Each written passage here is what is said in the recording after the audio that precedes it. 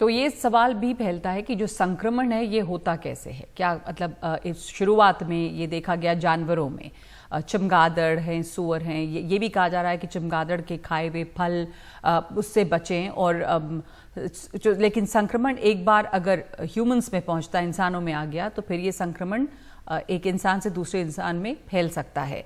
क्या हवा के जरिए भी फैलता है?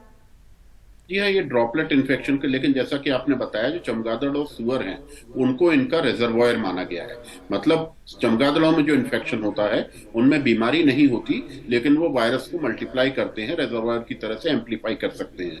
और उसी प्रकार जैसा कि जो आप केरल की बात कर रहे थे, अभी अभी मैंने आपके ग्राफिक में देखा था, केरल में जो फ्रूट बैट्स की संख्या है, क्योंकि वहां पर अगर गाँव में जाएंगे, जैसे हम लोग 2018 में वहां के गांव में जब गए थे तो देखा था कि शाम के समय 5 बजे के बाद में पूरे के पूरे गांव के जो बड़े बड़े पेड़ थे, फ्रूट गार्डन्स थे, वो चमगादड़ों से काफी ज्यादा भर जाते थे।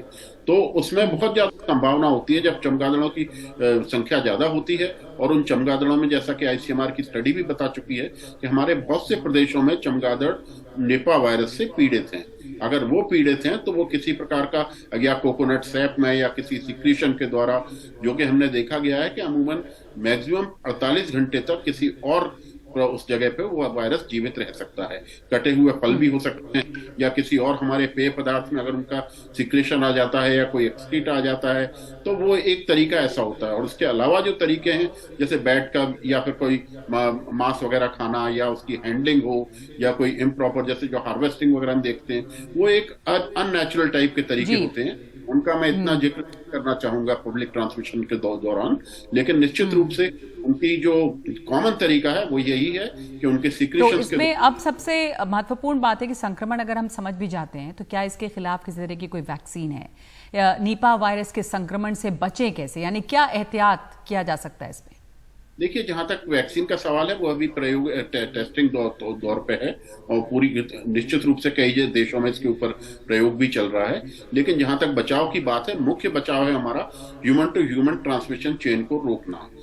पहली चीज है, हमको उससे बचाव रखना चाहिए। कटे हुए फल या चमगादड़ से किसी भी प्रकार के संपर्क को अवॉइड करना चाहिए, खास तौर पे उस सीजन में जहां पे कि चमगादड़ ज्यादा ये मतलब एक्टिव कह रहते हैं, और उनमें वायरस ज्यादा एक्टिव जाता सीजन यानी कि ये आप अभी इस सीजन मानसून रेनी सीजन की बात कर रहे हैं?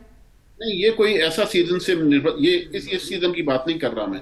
वायरस क्या, ये चमगादड़ का जो खुद का जो प्रजनन या उस टाइप का जो सीजन की बात कर रहा हूं मैं, उसमें जिसमें सलाइवरी ग्लैंड से वायरस एक इन्फेक्टिव फेज में जब आ जाता है, उसके हालांकि उसके ऊपर हमारा कोई कंट्रोल नहीं है, लेकिन मेरा ये कहना है कि हमको जब भी हमारा ह्यूमन एनिमल इंटरफेस या हमारा चमगादड़ के इंटरफेस को हम जी और इसकी जो इसमें जो मोर्टेलिटी रेट है, क्या ये घातक है अगर हम कोविड से कंपेयर करें तो? जी हाँ, कोविड से कंपेयर तो नहीं किया जा सकता, क्योंकि उसमें वेरिएंट में अलग अलग मॉर्टेलिटी देखी जा चुकी है। लेकिन इसमें भी 70 से लेके 80-90% तक की मृत्यु दर देखी गई है। और हमारे यहाँ पुराना केरल का अनुभव भी यही कहता है कि मृत्यु दर काफी ज्यादा रही है। तो इसलिए निश्चित रूप से इससे हमें सावधान रहने की आवश्यकता है। पूरे जैसे कि मास्क पहने, या हमारा और हाथ से टच करने की जो हमारे प्रधानमंत्री जी ने भी 3 वो बताए हैं, उन सबको इसमें ध्यान रखना बहुत आवश्यक है। और जी सरकार बिल्कुल।